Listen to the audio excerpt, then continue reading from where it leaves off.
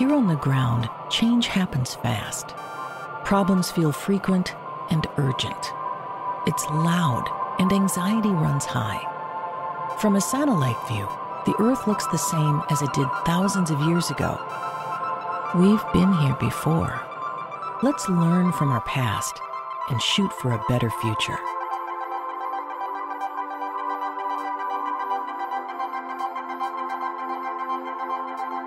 Hello and welcome to this episode of A Satellite View. I'm Todd Mikkelson, your host. We had a longer interval since the last episode because Heidi and I went out of town for a little bit last weekend, so I recorded early Wednesday, a week and a half ago. Today, by the way, is Saturday, December 9th, 2023, in the space and time continuum. One thing that I found interesting, since we traveled, we went to the airport and we flew on an airplane and we wore masks. I know somebody who actually tonight was going to have a Christmas party and had to postpone it because one of them tested positive for COVID. So COVID is still around, but very, very few people wore masks at the airport and on the airplane. I kind of looked around and like, yeah, these are the smartest people because it's really easy to wear a mask. What happened about a month ago, maybe, Heidi had a really unusual situation. She's playing in a band, which is very cool, a new band with very cool people, very cool music. She's very happy about it. They rehearsed on a Tuesday evening, and then Heidi and I got our vaccines. This is, 6 weeks ago, a month ago, on the following day, that Wednesday, our boosters. Then one of the members of the band said, oh, you know what? I just tested positive for COVID. I should tell you, he wasn't even feeling bad at the rehearsal, but the next day, so the same day that we got our vaccines, he started to feel a little bit under the weather, took a COVID test, tested positive. So now Heidi has her booster vaccine and found out that just the day before she got her vaccine, she was exposed to somebody who had COVID. So she got COVID on that Friday, the next day, maybe Thursday, whatever. She tested positive and she felt like crap for, a day and a half. As opposed to having to go to the hospital and die, by the way, she just felt like crap for a day and a half, as did the other member of the band. So that's what the vaccines help with. Now, I got my vaccine, but I was not exposed to somebody who tested positive for COVID. And even though Heidi and I didn't even realize for at least a full day that this other member of the band had COVID, she and I didn't change any of our habits. We didn't wear masks around each other. We didn't have the 6 feet between us, although mostly we did, but that wasn't because of COVID. I mean, we didn't change any of our normal life habits, so we were very intertwined with each other, living in the same space, working in the same. I mean, she and I are together all the time. It's going fine. I keep telling myself, it's going fine. No, totally kidding. But we are together. We work together in our small business. We're together all the time. I did not get COVID. I had not the least bit of symptoms. So, booster shots, smart. And then, of course, I think, wearing a mask at the airport and on the airplane, that's the only time that we mask up. We go to clubs, we go to bars, we go to restaurants. We don't mask up. But when we get on an airplane, it seems smart to mask up. Anyway, I just thought I would share that with you. Since it's been a week and a half, because we got on an airplane last weekend, wow, so many things happened. George Santos got expelled from Congress. And now Matt Gaetz, he gave a big speech saying, don't expel him from Congress because that means that, my ethics report is coming up in a couple weeks, and I've committed way worse crimes, including raping children. So I don't want to be expelled. So I don't think we should expel people just for committing serious crimes. And of course, George Santos is kind of having fun with his tenure out of Congress. He's, to hell with this place, was the last thing he said as he marched out of the House chamber. And then he went and had press conferences, saying, this was just a witch hunt. But he's going to go to jail for years. He's having fun with it now because he's watching Trump do the same thing. Trump's going through court now. Trump's going to go to prison for years, probably the rest of his life. George Santos is going to go to prison for years, and then he's not going to be having so much fun. Matt Gaetz, he was not prosecuted by the DOJ because the DOJ is just wussing out on everything right now. Jack Smith isn't wussing out, but I don't know. Merrick Garland, I don't know. I have stuck up for him possibly too much. That brings us also to what happened with Hunter Biden right now. They've decided to throw the book at him. He's being treated way worse than anybody else who didn't pay taxes for a couple of years, but then paid them all back. That's a whole... Okay, I don't want to keep saying that's a whole nother story because there are a million stories. Taylor Swift was just named the Person of the Year by Time magazine, and the Republicans are calling it a psyop. It's a George Soros-funded psyop operation against Trump. Yeah, I'm not going through my list in order here, so I hope I don't forget anything. Talking about psyops against Trump. Here's a clip. I don't know why Tulsi Gabbard is ever invited anywhere anymore, but she was. She's on Fox News. Of course, she ran as a presidential candidate for the Democratic Party in 2016. Talk about psyops. Talk about conspiracies, Now she's a absolute Trumper. She's mysterious. It's like she only shows up when she's in the mood. But she was on Fox News. You know how people are starting to actually realize that Donald Trump is being Adolf Hitler these days. We're going to go into that after this clip because I want to show the reaction that the right wing is starting to put together to this information that you and I have known for a long time, and now more mainstream media is starting to recognize, mostly in written form, but even starting on, like cable TV and things like that. First, here's the reaction the right wing is formulating for this. This is Tulsi Gabbard on the Laura Ingraham Show on Fox News. We hear this all the time. People say, gosh, if back in the day, if only one person had the courage to stop Hitler, to take him out before he rose to power, then we would have saved millions of lives. Well, this is what they're essentially, this is a message they're inviting violence. Tulsi, you're saying they're inviting someone to take a shot at Trump. This is what is so dangerous, is they're sending a message to a rogue actor, a lone wolf, saying, hey, we need someone to save our country from this modern day Hitler-like person. That is projection, by the way, because Trump is constantly putting people in danger by doing basically what she just described, except, of course, in the opposite direction. Threatening judges and we're going to go into more projection. There's a lot here. I'm going to play a montage by Boston Bryan, who's on Midas Touch. Midas Touch is a great source. There are these sources that weed through this immense amount of information that's going on weekly, daily. This is a montage that Boston Bryan from Midas Touch put together of what Trump is saying these days.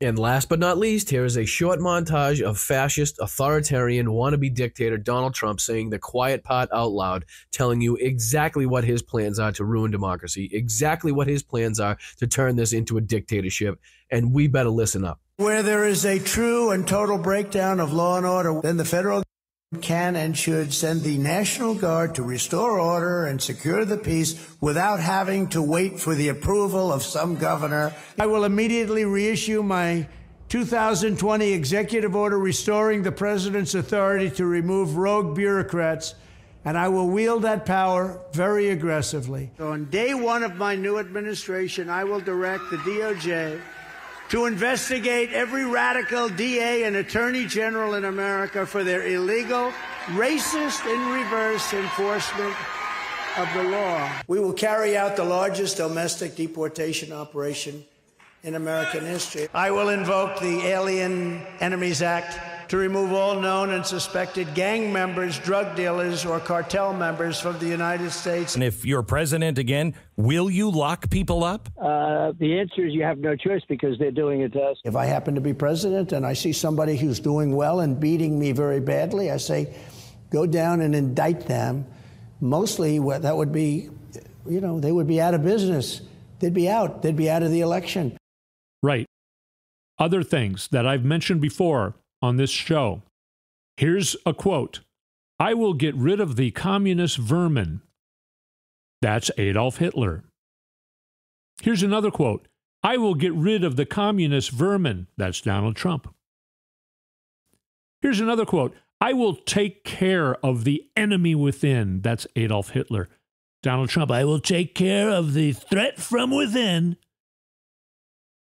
Jews and migrants are poisoning Aryan blood. Adolf Hitler. Migrants are poisoning the blood of our country. Donald Trump. One people, one realm, one leader. Adolf Hitler. One people, one family, one glorious nation. Of course, Trump, although the only book that he seems to have ever read was Mein Kampf, I still don't believe that he can read. But a few weeks ago in a show here, I quote Mein Kampf and show you where Trump is stealing from Mein Kampf. It's haunting, kind of terrifying, really. This isn't written by Donald Trump. This is written probably by like Stephen Miller, the ghoul vampire fascist Nazi that Trump relies on so much, who will likely become part of his cabinet if he were to ever be president again. He's not going to be president again, so don't get alarmed. But here's another person that would be in the cabinet if Trump were elected.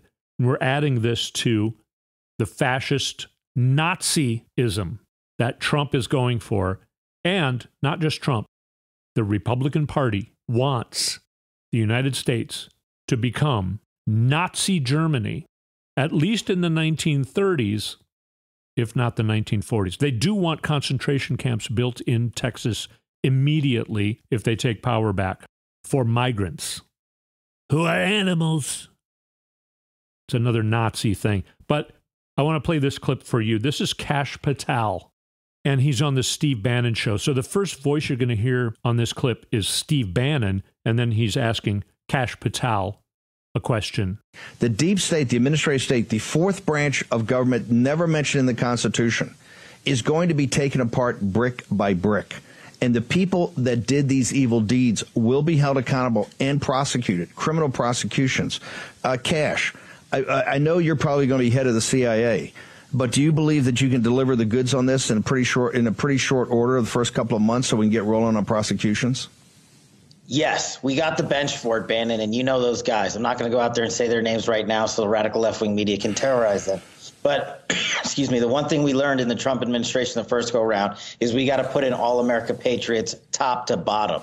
And we got them for law enforcement. We got them for intel collection. We got them for offensive operations.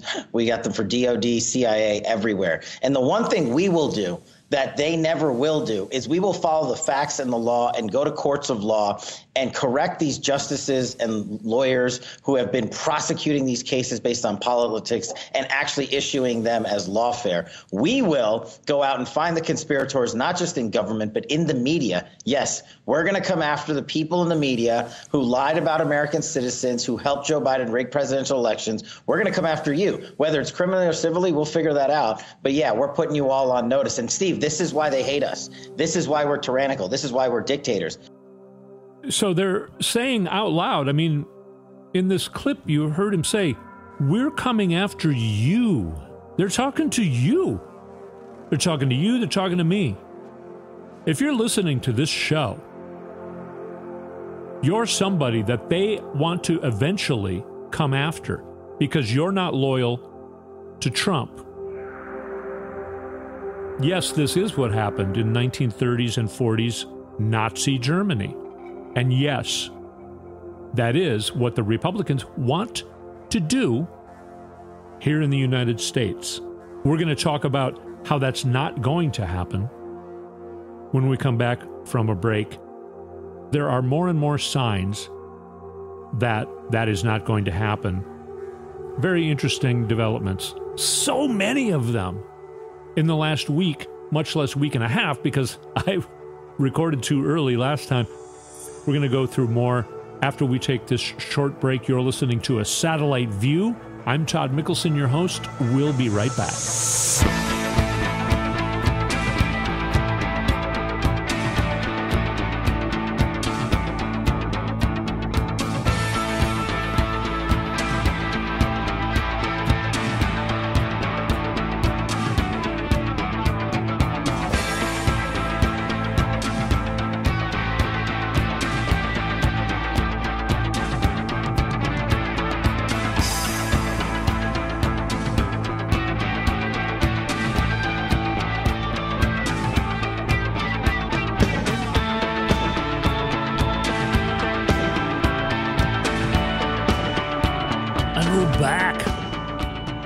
Satellite View.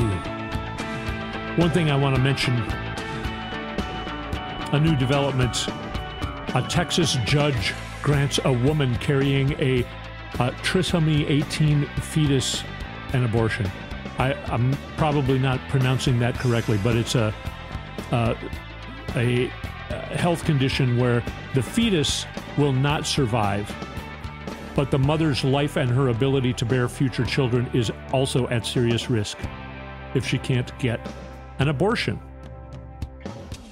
If the fetus is successfully born, it will die within, weeks, days, months. It will live a horrible, suffering, very short life. But this woman had to go to a Texas judge. The judge granted the woman the abortion, said, of course, you have to have this abortion.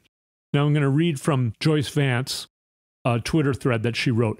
Imagine being unable to make your own decision about your health and future ability to have kids while suffering the trauma of this pregnancy.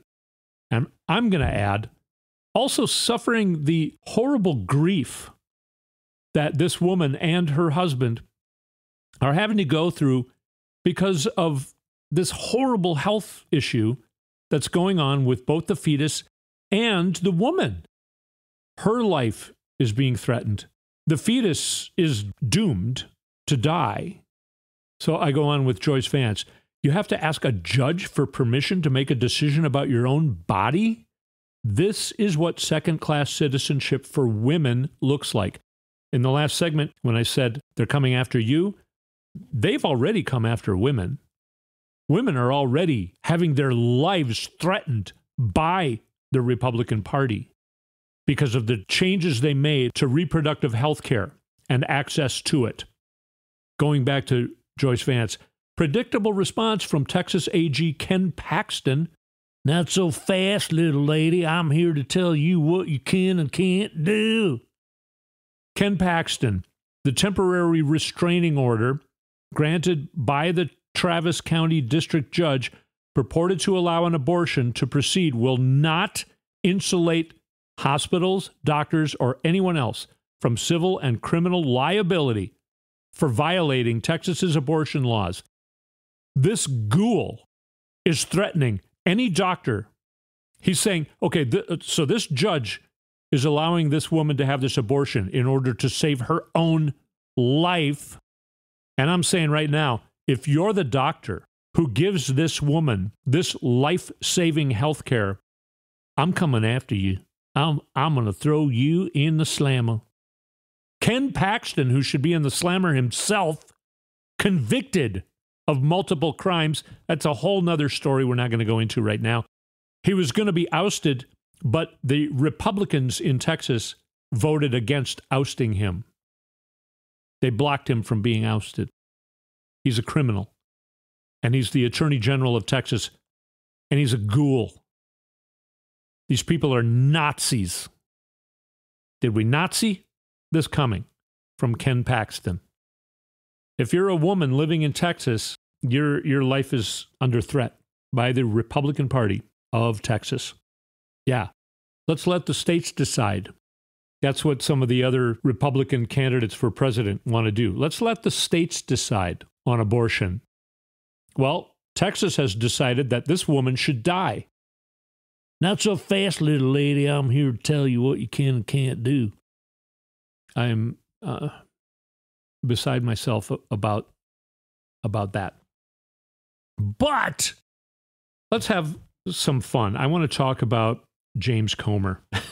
And he's saying that it's the Biden's burden to prove that they did not do these high crimes and misdemeanors. No, James, it's your burden. He's coming up with things. It's influence peddling when Joe Biden wasn't even in office. Things happening when Joe Biden wasn't even in office. It came out that Hunter Biden, he had some credit issues. I've gone through that. You've probably gone through that too. Having bad credit. Maybe your parents can help you buy a car. Sounds like Joe Biden did 3 payments of $1,380 so that Hunter Biden could get a car. Of course, it was a Raptor, I don't know, Ford truck.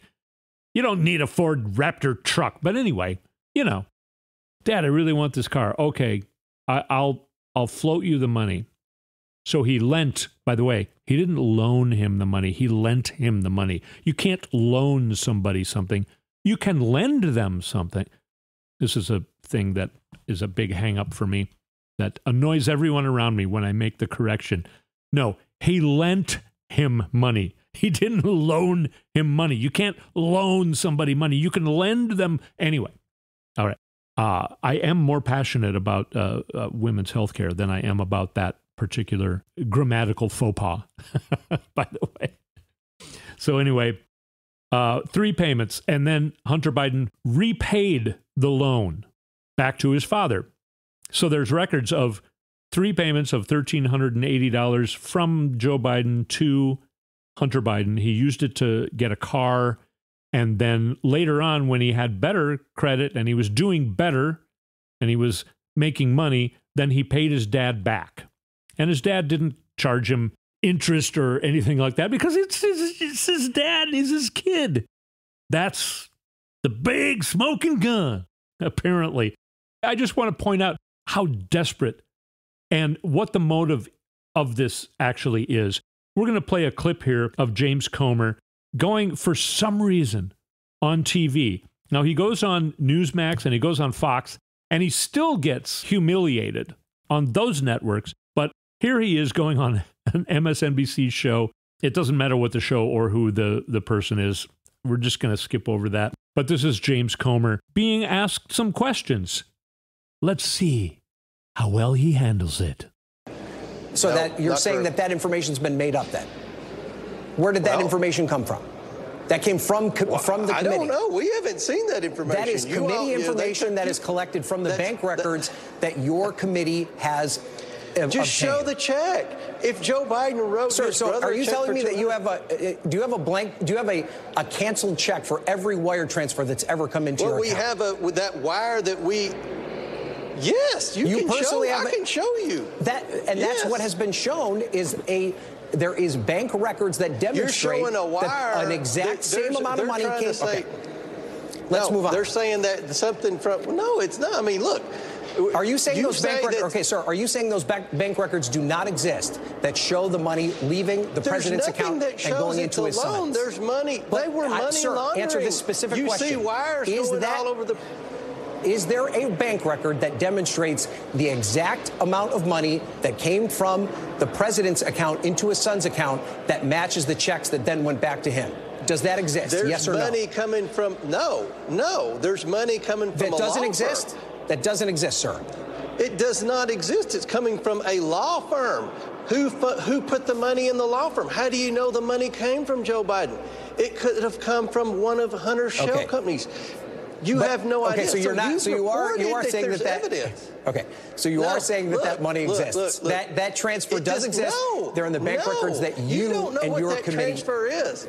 Well, all I'm saying is what we're trying to do here is that our candidate has 9-1 counts against him. He's going to get convicted and thrown in jail. And right now, the Democrat, Joe Biden, he hasn't done anything wrong. So, and he hasn't even been impeached one time because he hasn't committed any crimes. Our candidate's committed tons of crimes and he's been impeached only 2 times, but he's been impeached 2 times. So we got to find a way to impeach Joe Biden so that we have a level playing field when it comes to the presidential election, because it's unfair because our candidate is probably going to be sitting in a prison by August, and Joe Biden's going to be out there and everyone's going to see it. Joe Biden hasn't done anything wrong and our candidate's done 91 crimes. So I got to do something here. I got to do something to even up the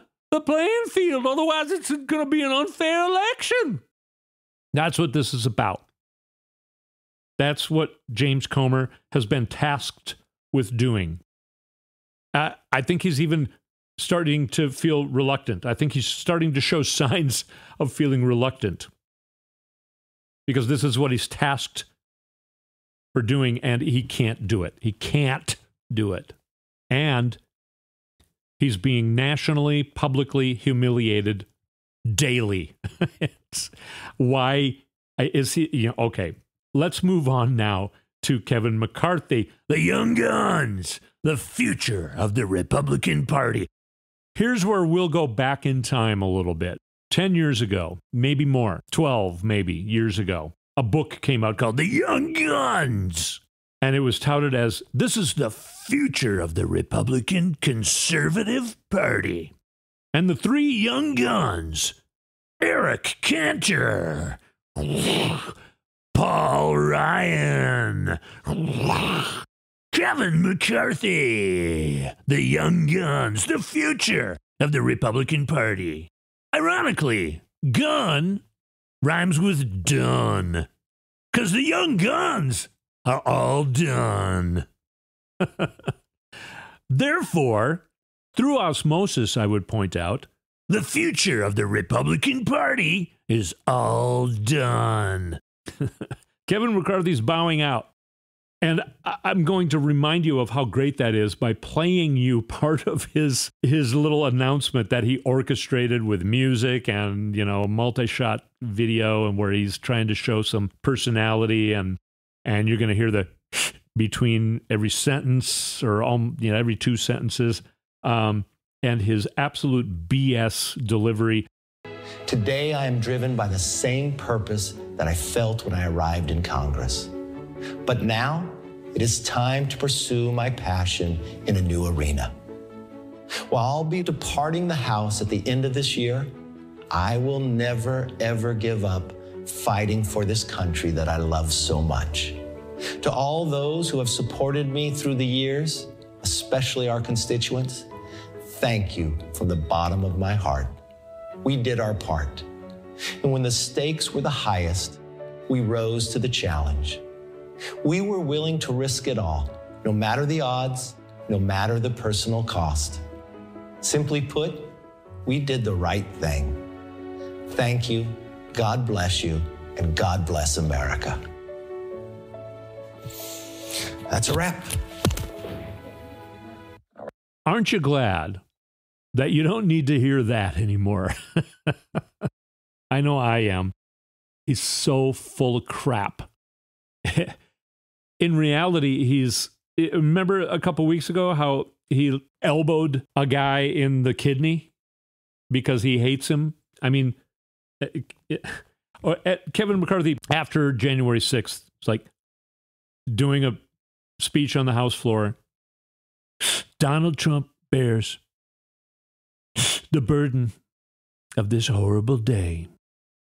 A horrible day in American history. a horrible day that Donald Trump bears the burden. And then within 2 weeks, now we're finding out from the Liz Cheney book, he said, oh, Donald Trump is so depressed. I'm just going to go down there and, So talk about, he was supposed to be a leader. He's supposed to be the leader for the party.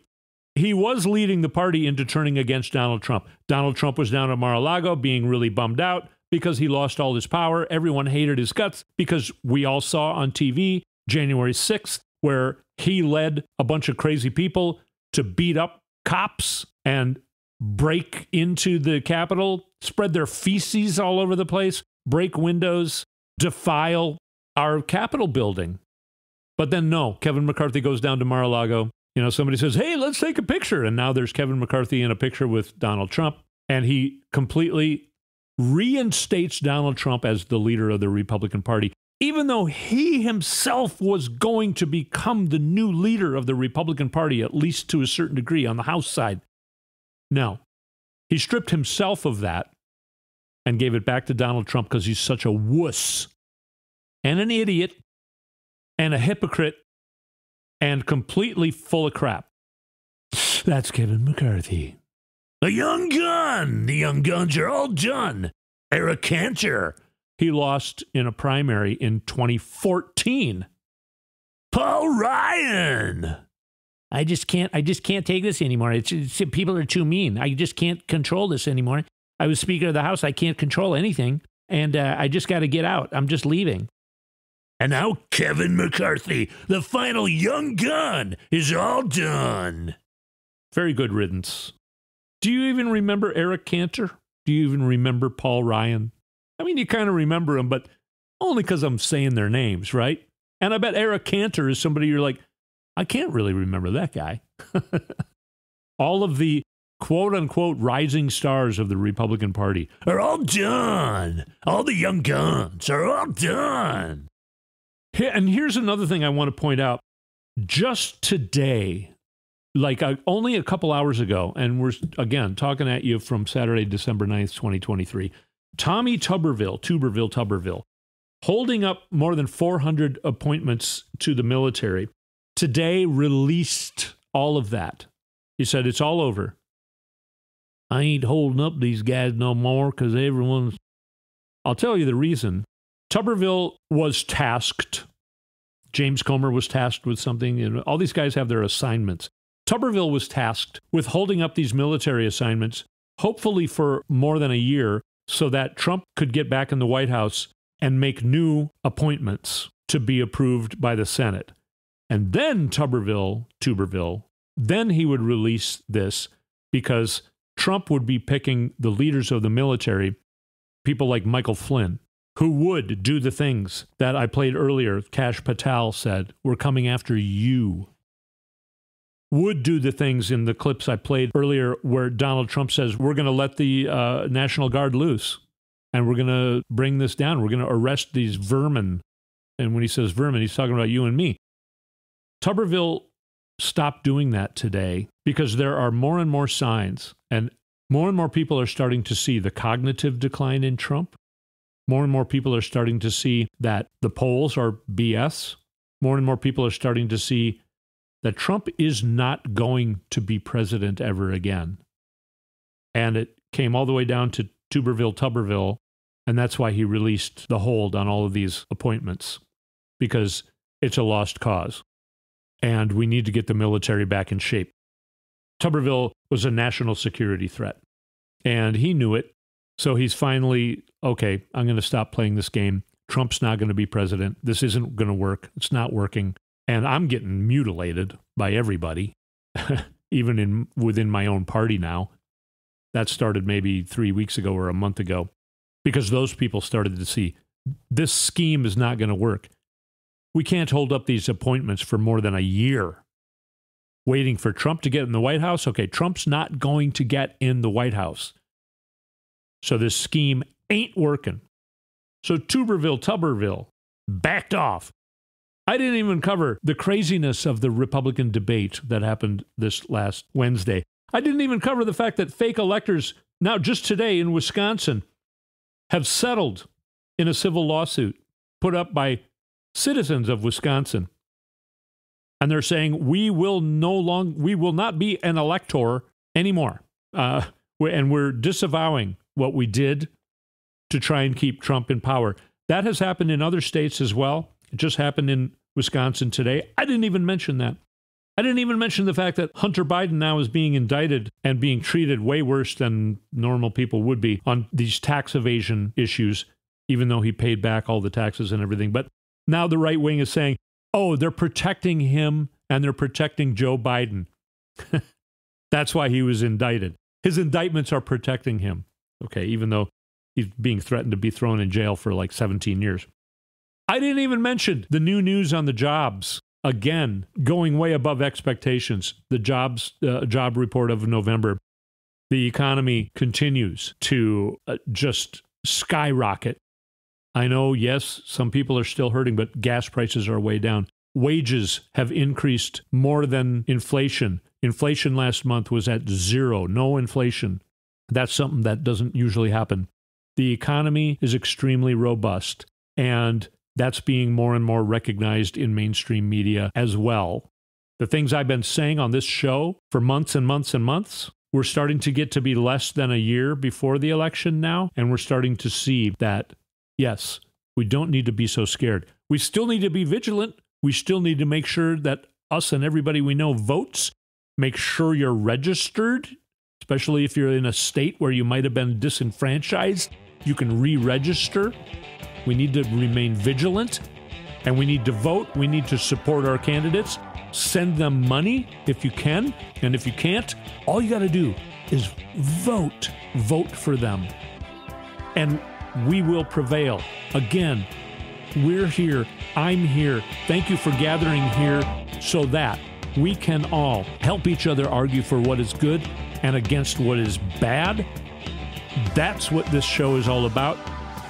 And thank you so much for listening to this episode. We'll talk to you next week.